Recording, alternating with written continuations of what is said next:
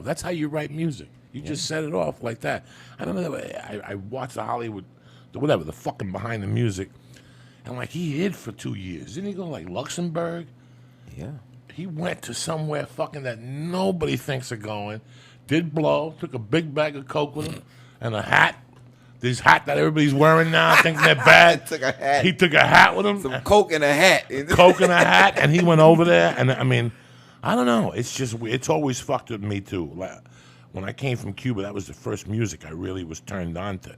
And he was one of the biggest names, late 60s. I mean, I still remember that song with the chick. Yeah. That was big. My mom was partners on a bar, and they catered to the black people from Harlem, 127th Street. Yeah. And it was him and that chick. Fucking can't remember the name. Son of Tammy Terrell. Tammy Terrell, one of them. My mom had a lot of those songs in the jukebox, and his voice was just, it's a shame.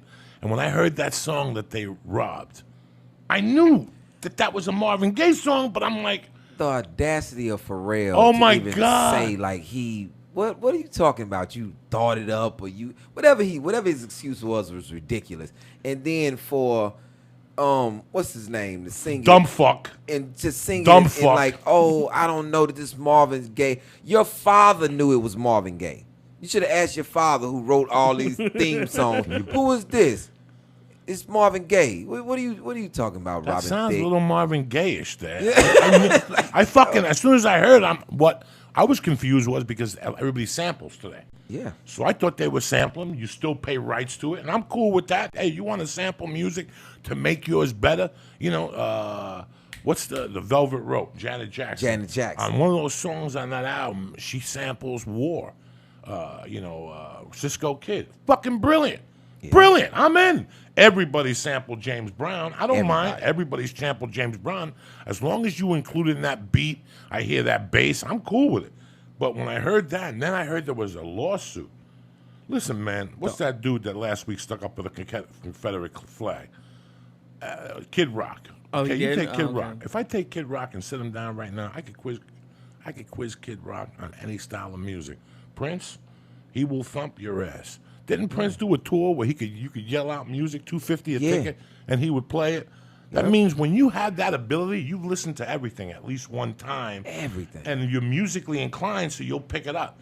You know what? Wait a second. It's like Mike Tyson. People think Mike Tyson's a fucking momo. You get Mike Tyson aside and go, Mike Tyson, who's the best boxer in Cuba? And he in break it down. 1953.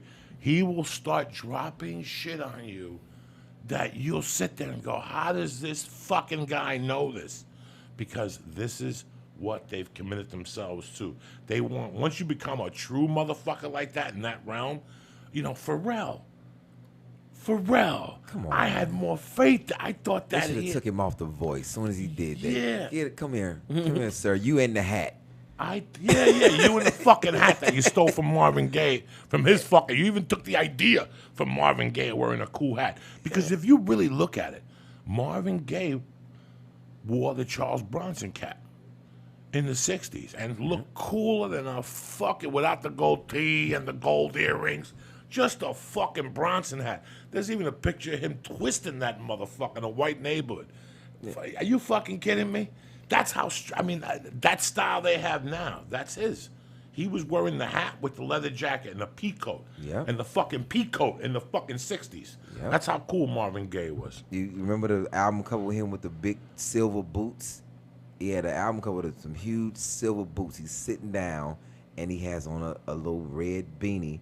And I'm like, yo, man, everything about Marvin Gaye was cool. Because it was him. It was like he was just doing what he felt. And like, man, how the audacity, the mitigated gall of Pharrell to say that it came to him. That's what drew you in to the song. When you heard it, you was like, oh, this is a Marvin Gaye. They doing, okay, Robin Thicke, I feel you. Try to do a little Marvin Gaye rendition. Then he's like, no, it's me. There we go. Robin Thicke, I was so high on drugs, I didn't know what I was singing. Bitch, look at that. Yeah. And that's before Bootsy Collins. Yeah. That's before Bootsy Collins. Look at those fucking things.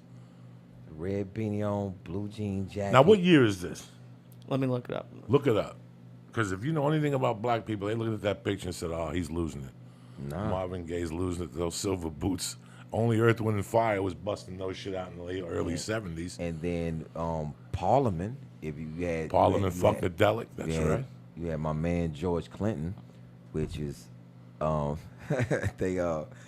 Clinton, man. That's the story. I haven't seen 20 years ago. I used to see him. I saw him like 3 times in 1 year in Boulder, in the Denver area, when I was an open micer there. 74. Wow, yeah, 74. Yeah, Nobody was wearing those type of boots. That was way before Kiss. Yeah. Right? Kiss wasn't wearing Alive till 75 or something like that. So, or 76. I don't know my fucking dates. Kiss was a good group. Kiss was good. When they first came out, the reason why I listen to Kiss is too sentimental.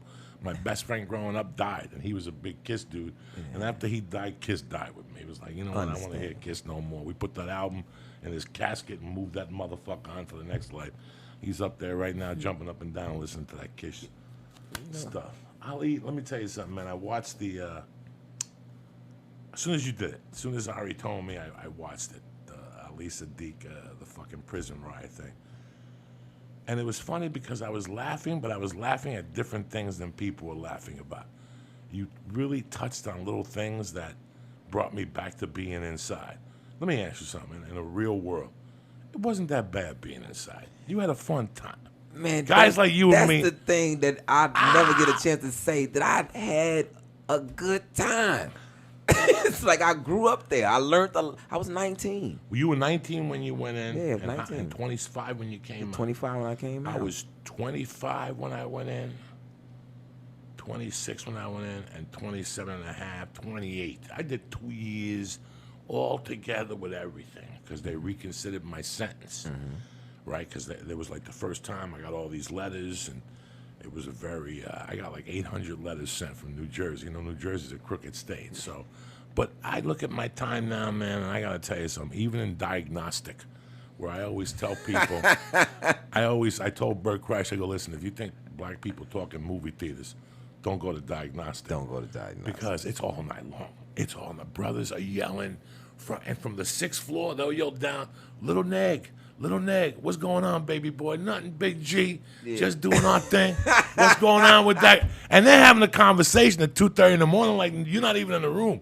And it's fucking magnifying in your little cell. It even magnifies more. I remember when I got sentenced, and I can't. My heart goes out to you because you got sentenced in fucking Texas. That means that shit was hot.